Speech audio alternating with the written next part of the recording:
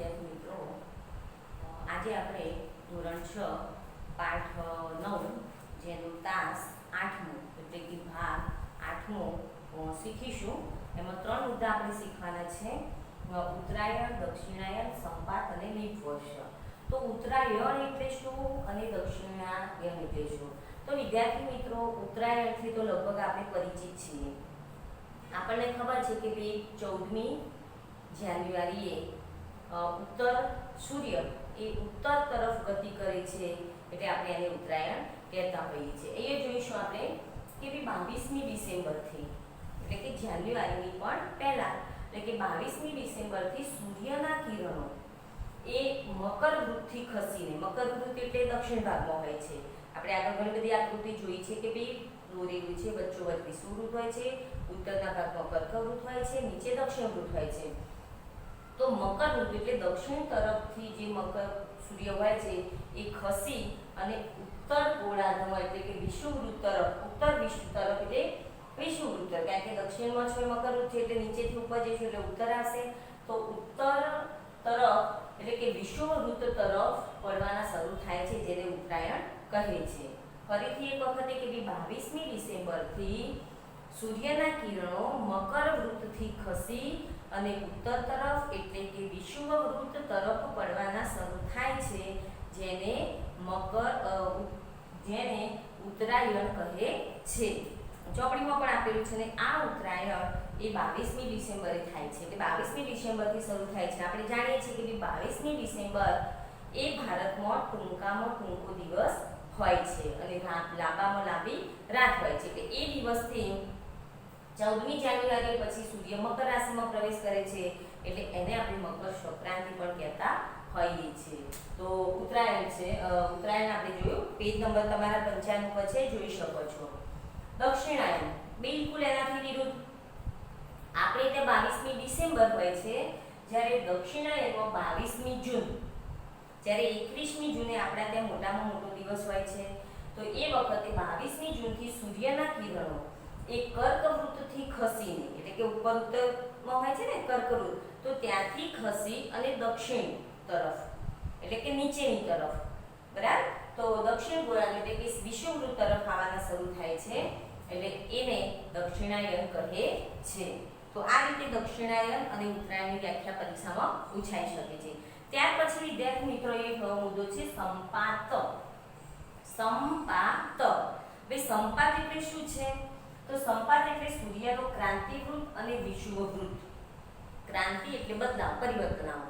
ક્રાંતિવૃત્ત અને વિષુવવૃત્ત એમ બે પ્રકારના વૃત્તો છે, અને આ બંને વૃત્તો એ વર્ષમાં એકબીજાને બે વખતે છેદે છે. તમે જુઓ છો ગણિતમાં છેદવાના બધા ખૂણા જોયા હશે. આપણે આમ દોર્યો આમ દોર્યો તો બરાબર વચ્ચે જે પોઈન્ટ આવે એને છેદો કે એ ખૂણો બન્યું કહેવાય. તો અહીંયા પણ એવું હોય છે કે સૂર્યનો ક્રાંતિવૃત્ત અને વિષુવવૃત્ત એ બંને વૃત્તો છે, અને આ બંને વૃત્તો વર્ષમાં એકબીજાને બે વખતે છેદે છે. તો એ છેદન ક્રિયાને સંપાત કહે છે. એ છેદવાની ક્રિયાને શું કહે છે? સંપાત કહે છે, એટલે કે વર્ષમાં બે વખતે ક્રોસ થાય છે. હવે સંપાત દરમિયાન સૂર્ય એક ઉત્તર દિશામાં ખસે છે. આ સંપાત વખતે સૂર્ય કઈ દિશામાં ખસે છે? ઉત્તર દિશામાં ખસે છે, અને એ ઉત્તર દિશામાં ખસે છે એટલે કે ઉત્તર ગોળાર્ધમાં ખસે છે. અને ઉત્તર ગોળાર્ધમાં ખસે છે એનો મતલબ એવું થશે કે ઉત્તર ગોળાર્ધમાં 12મી માર્ચથી દિવસની લંબાઈ કેવી થવા માંડે છે? વધવા માંડે છે. આપણે 12મી માર્ચ એટલે ઉનાળો, તો ઉનાળામાં ધીમે ધીમે શું થાય છે? ઉત્તરાયણ શરૂ થાય ત્યારથી જ વધવાનું શરૂ થાય છે, પણ 22મી માર્ચથી ઘણો બધો દિવસ વધેલો આપણને દેખાય છે.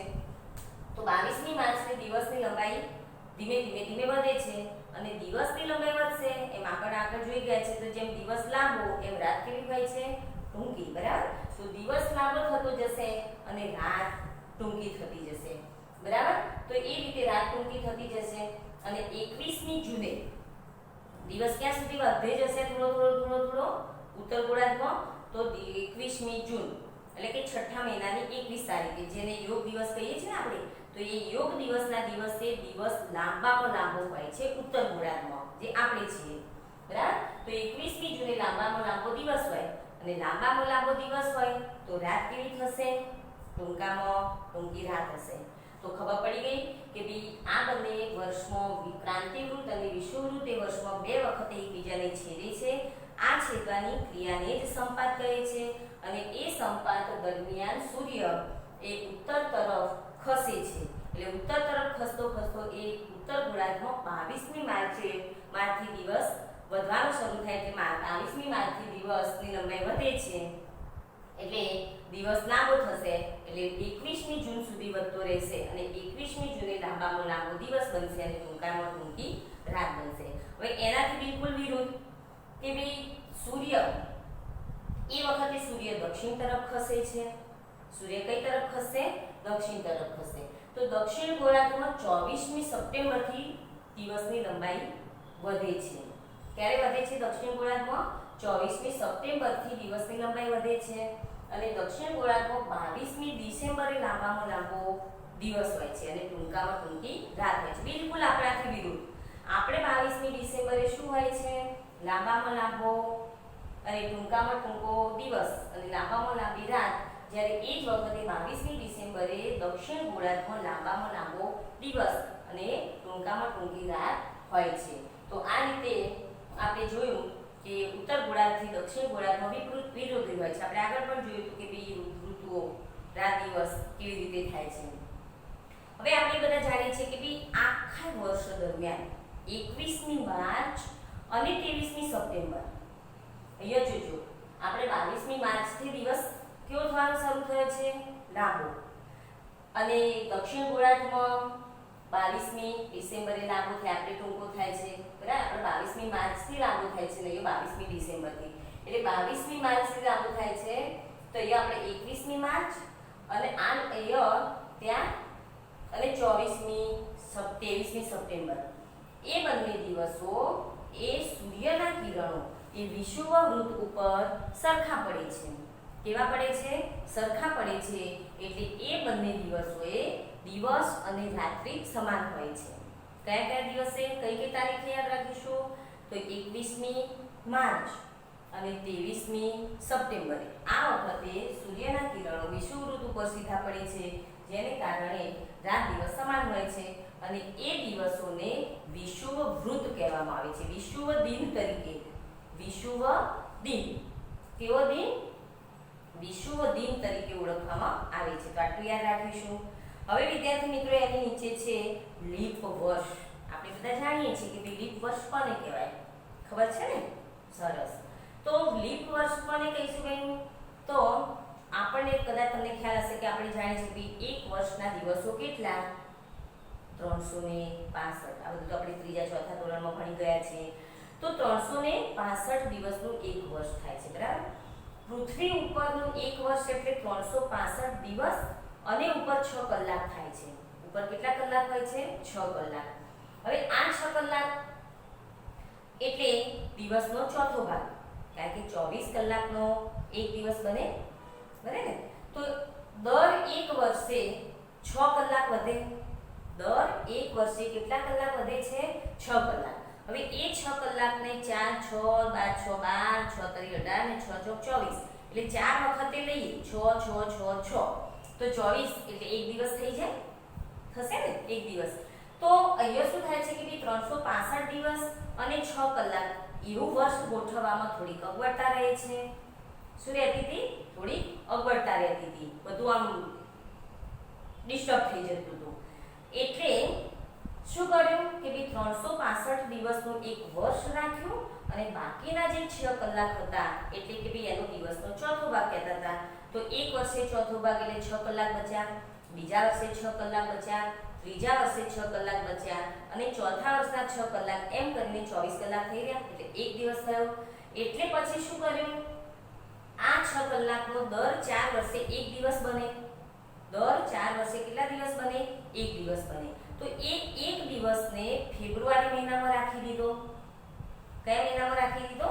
ફેબ્રુઆરીમાં. કેમ ફેબ્રુઆરીમાં રાખી દીધો?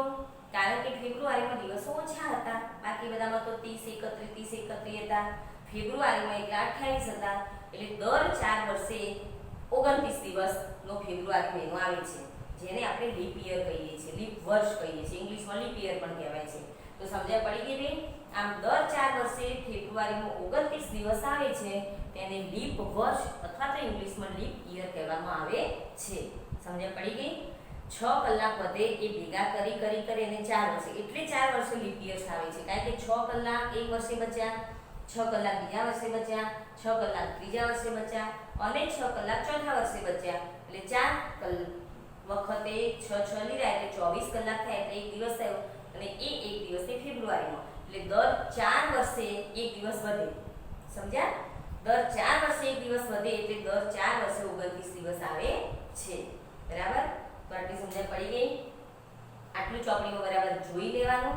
બરાબર? અહીંયા લખવાની જરૂર છે નહીં, એને ધ્યાનથી જોઈશું અને ચોપડીમાંથી વાંચીશું. પાઠ પૂરો થશે. હવે એક પીરિયડ લઈશું એટલે આપણો પાઠ પૂરો થશે. એ પછી આપણે સ્વાધ્યાય લખવાનો થશે. Okay, thank you.